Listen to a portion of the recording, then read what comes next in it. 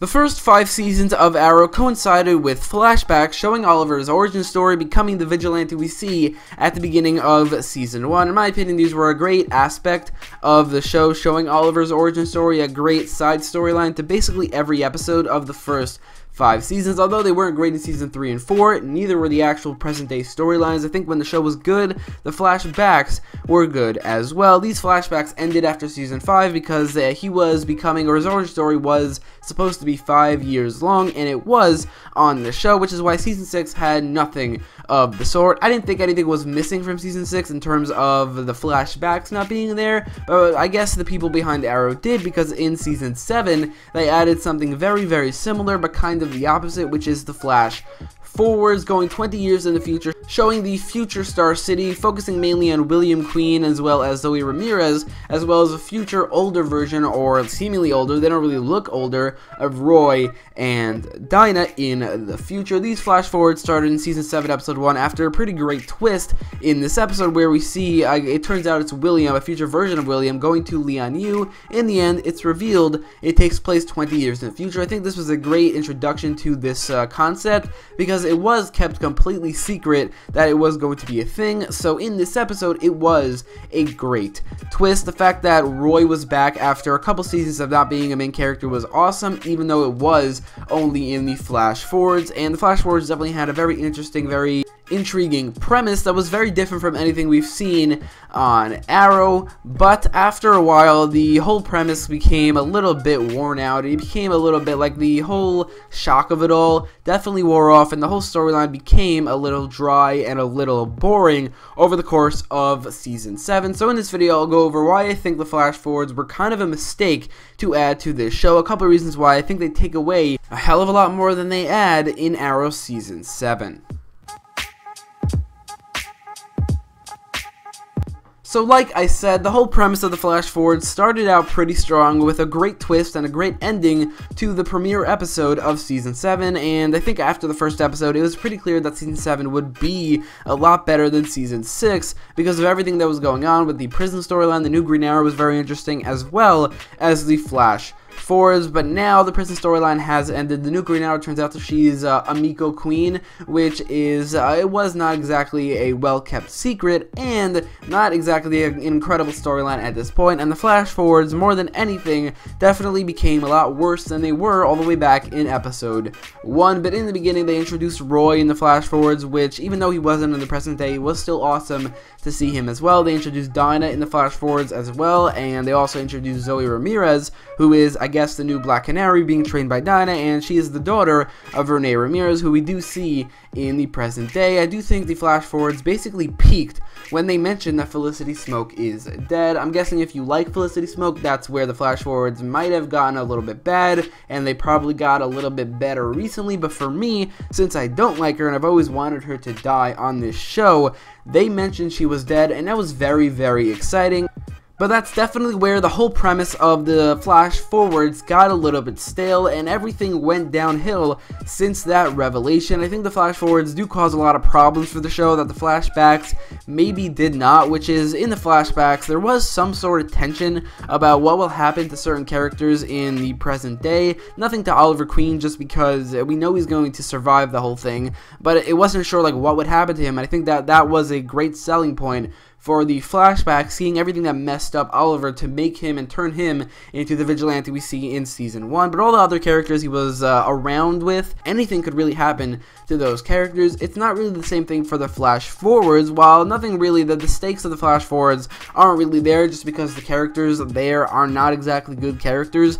But for certain characters in the present day, the flash forwards take away basically any stakes for anything bad ever happening to them, or them dying, or something like that. Like Dinah, we know she's alive in the future, Roy's alive in the future, Felicity is alive in the future until a week before the flash forwards begin, and even then it turns out she is probably alive. We know Diggle lives long enough to have that tattoo, which he doesn't have yet. Same thing goes for Renee, and we even saw Renee in the future as well. Nothing's gonna happen to William, nothing's gonna happen to Zoe, they're not gonna die. The only character who was left up in the air was Curtis, and it turns out he didn't die either. He just left the show. I do think the flash forwards take away a certain tension from the show in terms of like what will happen to these characters. Nothing bad, because we know they're going to be alive in the future.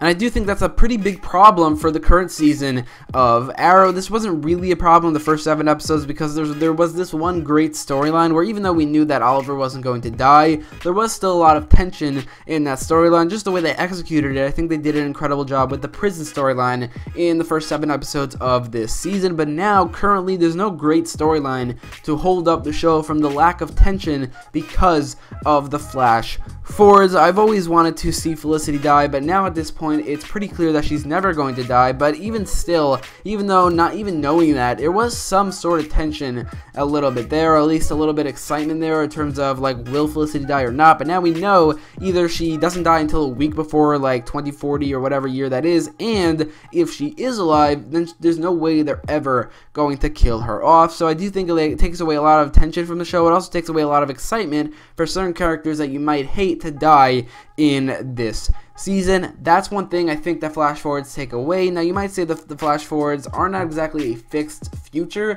It could be just a possible future, but if that's true, which means that the certain characters can be killed off, then what is the point of showing a whole season of a possible future that turns out to not actually be the future of the current Arrow that we're watching? Because if that's true, then there's no real significance to the flash forwards.